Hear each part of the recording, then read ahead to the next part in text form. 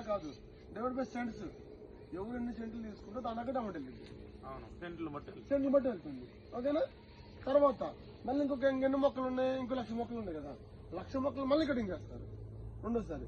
1,00,000 మొక్కలు మళ్ళీ ఒక 50,000 మొక్కలు కటింగ్ వచ్చాయి అనుకోండి, 50,000 మొక్కలు డివైడ్తో మళ్ళీ సెంట్స్, మళ్ళీ ఇంకొక మళ్ళీ 60,000 మొక్కలు అవి రేటుతో మళ్ళీ సెంట్స్. అలాగా 3 సార్లు ఆదాయం, 3 సార్లు మొత్తం కటింగ్ అయిపోతుంది. అందుకే 3 సార్లు ఖర్చు చెప్తున్నాం.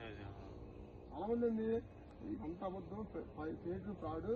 అడవుల్లో మేము చాలా మంది చూసాము. చూడడం వేరు సార్, చేయడం వేరు. చూడడం వేరు.